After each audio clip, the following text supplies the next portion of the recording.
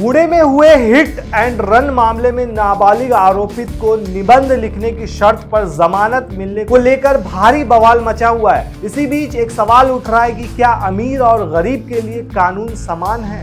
जरा सोचिए, एक अमीर बाप की बिगड़ी औलाद को इतने बड़े हादसे के बाद सिर्फ ऐसे लिखने की शर्त पर जमानत मिल गई।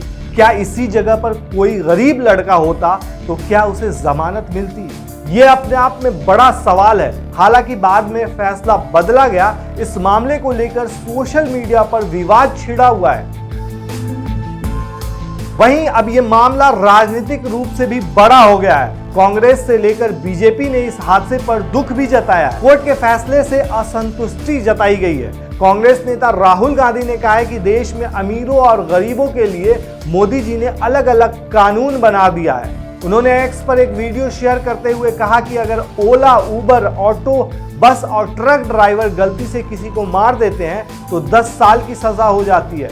अमीर घर का लड़का पोर्शो कार से 2 लोगों की हत्या कर देता है तो उसे सिर्फ निबंध लिखवाया जाता है। बस ड्राइवर से क्यों नहीं लिखवाया जाता?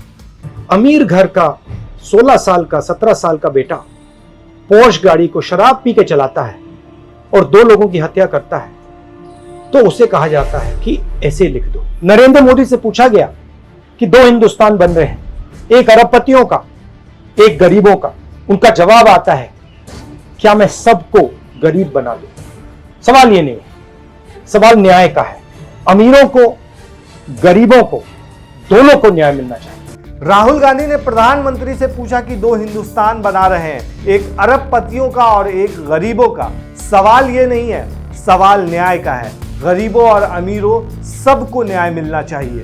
दरअसल Pune hit and run case में मध्य प्रदेश के 2 इंजीनियरों की मौत हो गई। हादसा 18 मई की रात 2 बजे के करीब हुआ था। इस हादसे के आरोपित नाबालिग को किशोर न्यायालय बोर्ड ने घटना के 15 घंटे के अंदर ही कुछ मामूली शर्तों पर जमानत दे दी। महाराष्ट्र के उप मुख्यमंत्री देवेंद्र फडणवीस ने भी कोर्ट के फैसले पर हैरानी जताई।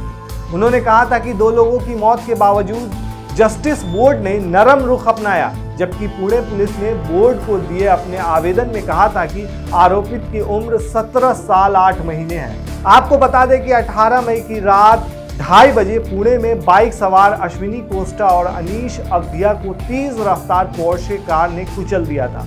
दोनों की मौके पर ही मौत हो गई थी। कार पुणे के बिल्डर का नाबालिग बेटा चला रहा था, वो नशे में था। मामले में किशोर न्याय बोर्ड ने नाबालिग को घटना के 15 घंटे के अंदर जमानत दे दी। उसे दुर्घटनाओं पर निबंध लिखने के लिए कहा गया। हालांकि पुणे पुलिस ने नाबालिग के पिता बिल्डर विशाल अग्रवाल को गिरफ्तार कर लिया। जिस बार में नाबालिग ने शराब पी थी उसके मालिक और मैनेजर को भी गिरफ्तार किया गया है। सभी आरोपित 24 मई तक पुलिस की हिरासत में हैं। हादसे में मरने वाली अश्विनी कोस्टा परिवार में सबसे छोटी होने की वजह से वो सबकी लाडली थी। घर वाले उन्हें आशी कहकर बुलाते थे। माँ, पिता और भाई के आंसू नहीं थम रहे हैं। अश्विनी 2 साल से पुणे में थी। इससे पहले अमेजन कंपनी में थी। स्विच कर जॉनसन कंट्रोल कंपनी ज्वाइन किया था। वो 14 जनवरी को जन्मदिन मनाने के लिए जबलपुर आई थी। वहीं अनीश अवधिया 1 माह पहले ही घर आया था। कंपनी से फोन आने के बाद वापस पुणे चला गया था। अनीश ने ग्रेजुएशन पुणे से किया और यहीं जॉब लग गई थी। मंगलवार को दोनों के शव अपने घर पहुंचे, जहां उनका अंतिम संस्कार किया गया। सोचिए इसमें उनकी क्या गलती थी? अमीर बाप की बिगड़ी औलाद की सजा बेकसूरों को क्यों मिली? बिगड़े लड़के के बिल्डर पिता पुणे के नामी हैं, इसलिए उनके बेटे को शायद 15 घंटे में बेल मिल गई। लेकिन शायद ये लड़का गरीब होता तो जिंदगी भर सलाखों के पीछे होता। आप क्या कहते हैं दोस्तों इस पूरे मामले पर? हमें कमेंट में जरूर बताएं।